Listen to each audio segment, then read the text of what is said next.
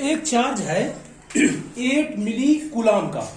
तो 8 मिली कूलाम का मीन्स क्या हो गया, 8 और मिली को लिखते हैं 10⁻³ कूलाम, जो ओरिजिन पर रखा हुआ है, जो ओरिजिन पर रखा हुआ है, इसको मान लिया हमने Q। वर्क डन निकालना है टेकिंग अ स्मॉल चार्ज, एक दूसरा कोई चार्ज है इतने कूलाम का, जिसको हम P पॉइंट से लेकर के Q पॉइंट तक लिए जा रहे हैं विया पॉइंट R, मतलब P को ले जा रहे हैं Q तक और R के रास्ते से, मतलब ऐसे ले गए और उसके बाद ऐसे ले गए, और हमें निकालना है वर्क कि कितना वर्क करना पड़ेगा इसको यहां से यहां तक ले जाने में। तो पहले आपको बता दूं मैं कि जो वर्क डन होता है बाय इलेक्ट्रोस्टैटिक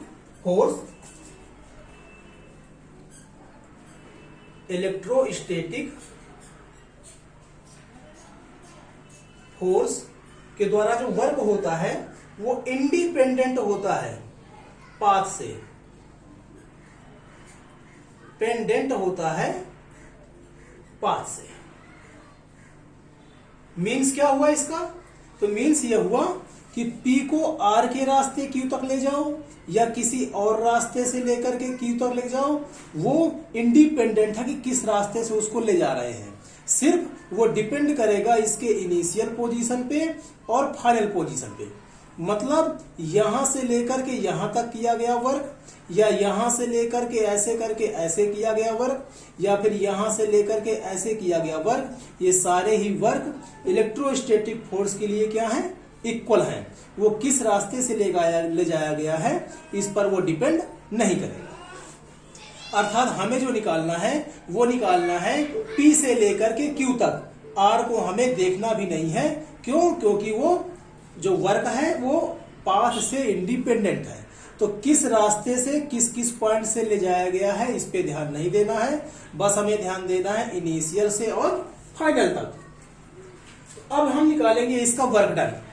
तो वर्क डन होता है आपका Q इंटू V, और V क्या है, तो V फाइनल से लेकर के V इनिशियल तक।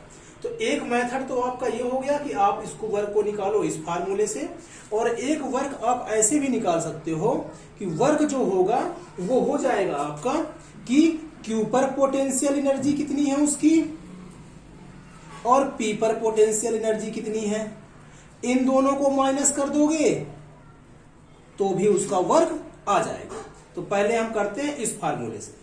तो Q आपका कितना है, तो Q वो वाला Q है जिस चार्ज को आप P से लेकर के Q तक ले जा रहे हैं। तो किसको ले जा रहे हैं, तो -2 वाले को, इसको हम लेकर के जा रहे हैं।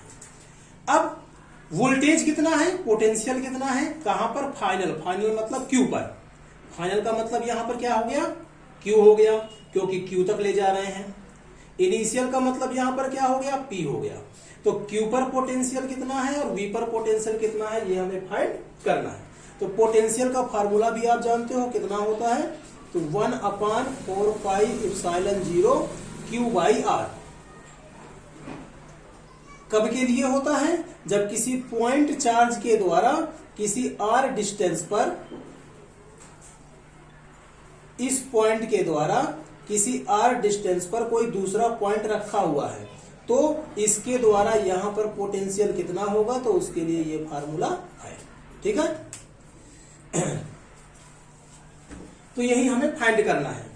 तो V Q पर पोटेंशियल कितना है, तो फार्मूला यही हो जाएगा आपका 1/4πε0 और Q/R।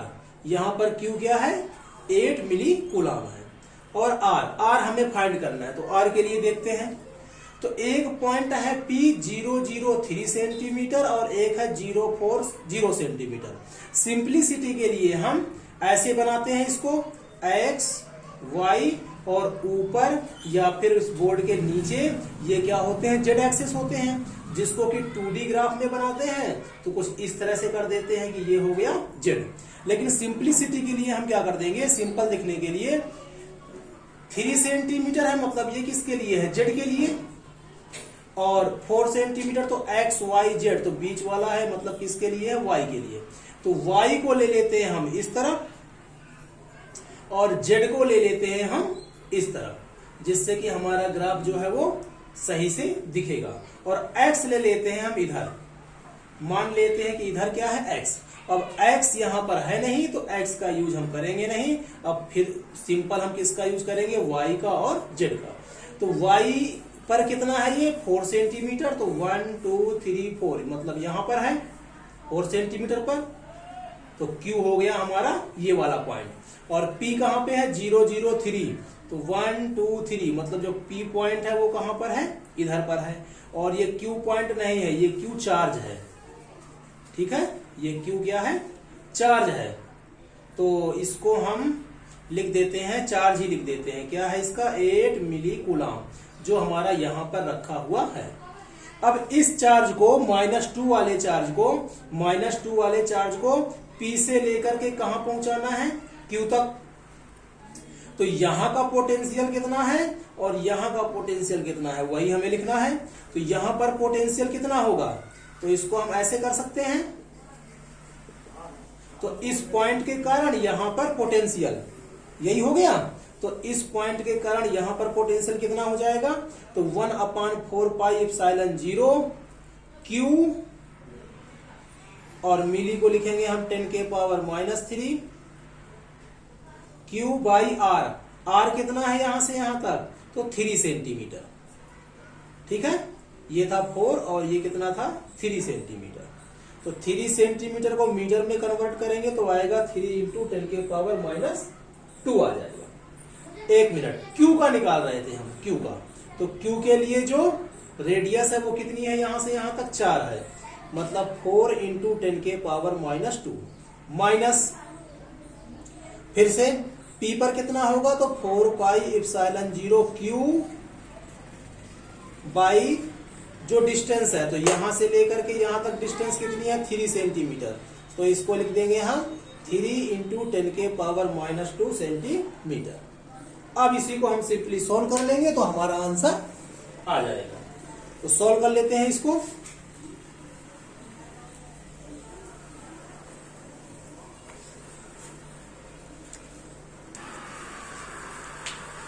तो -2 10⁻⁻9 1/4π दोनों में है, तो ये हो गया हमारा कॉमन। और क्या कॉमन है, और 10⁻⁻2 भी कॉमन है, 10⁻³ और 8 दोनों ही कॉमन है। तो इधर कितना बचा, सब कुछ कॉमन आ गया 1/4, और यहां पर कितना आ गया 1/3। इसको सिंपली सॉल्व करना है। तो ये आ जाएगा आपका -2 × 10⁻⁻9 1/4πε0 की जो वैल्यू होती है आपको पता है कितनी होती है, 9 × 10⁻9, 8 10⁻³ और माइनस का 2 ऊपर जाएगा तो हो जाएगा प्लस का 2, और इधर आ जाएगा आपका 4 3 जा 12, 3 1 जा 3 और 4 1 जा 4। तो ये आ गया आपका -2, 2 9 जा 18, तो 2 9 जा 18 × 8 ये वाला, और जो 10 के पावर है वो कितनी हो जाएगी, तो -9 + 9 0, मतलब ये आ जाएगा -1, और इधर आ जाएगा आपका 12 3 4 -1, माइनस और माइनस हो जाएंगे प्लस, तो आ जाएगा 18 × 8 10⁻⁻1 और अपॉन में आ जाएगा 12। तो 4 3 जा 12, 4 2 जा 8, ठीक है।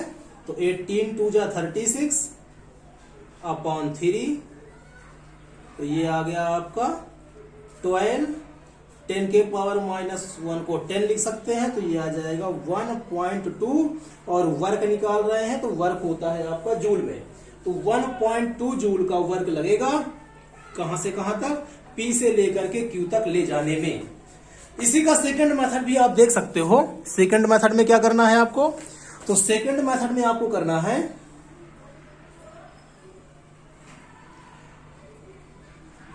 सेकंड मेथड क्या करना है आपको, तो ये आपको क्वेश्चन कंप्लीट है, हम सेकंड मेथड बता रहे हैं। तो सेकंड मेथड में आप कर सकते हो कि यहां की पोटेंशियल एनर्जी कितनी है और यहां की पोटेंशियल एनर्जी कितनी है, इस पोटेंशियल एनर्जी में से इस पोटेंशियल एनर्जी को माइनस कर देंगे तो भी हमारा वर्क फाइंड हो सकता है। तो जो हमारा वर्क आएगा वो आएगा पोटेंशियल एनर्जी एट Q और पोटेंशियल एनर्जी एट P, और पोटेंशियल एनर्जी का जो फार्मूला होता है वो आपको पता होगा 1/4 pi epsilon 0 Q1 Q2 upon R। R क्या है, उनके बीच की डिस्टेंस। तो इसको हम लिख सकते हैं, पहले लिखेंगे हम Q का, और ये माइनस में होता है, ये किस में होता है, तो माइनस में होता है, तो हम इसको लिखेंगे माइनस 1/4 पाई एप्सिलॉन 0 को हम थोड़ी देर के लिए K माने ले रहे हैं, ठीक है, तो K 1/4 पाई एप्सिलॉन 0 को माना है, और Q1 Q2 upon R। R कितना है Q के लिए 4 सेंटीमीटर, माइनस, और ये फिर से माइनस में आएगा, तो K Q1 Q2 upon R, और R कितना हो जाएगा 3 सेंटीमीटर। Q और Q दोनों में कॉमन है तो Q को हमने कॉमन ले लिया, Q1 Q2 भी दोनों में कॉमन है तो Q1 Q2 को भी कॉमन ले लिया, क्या बचा हमारा, और 10 के पावर -2 भी कॉमन है तो 10 के पावर -2 को भी हमने कॉमन ले लिया। तो बचा हुआ क्या रहेगा आपका, बचा हुआ आपका रहेगा Q1 Q2 1/4 बचेगा, और माइनस का ये माइनस रहा, माइनस माइनस प्लस हो जाएगा तो इधर आ जाएगा 1/3। देख सकते हो आप, सिंपली इसी तरह से बन चुका है ये, बस इसको सोल्व करना है। तो K की वैल्यू आपको पता है 1/4 पाई एप्सिलॉन 0, जिसकी वैल्यू 9 × 10 के पावर 9 होता है। Q1 क्या है आपका, तो Q1 है 8 मिली, और Q2 क्या है आपका, तो 2 × 10 के पावर -9, वो भी माइनस में, वो भी किसमें, माइनस में, और अपॉन में 10 के पावर -2। इसको सिंप्लीफाई करोगे आप तो ये देखिए यही लिखा हुआ है, ये 1/4 है और 1/3 है, तो आपका वही आ जाएगा 12 और 4,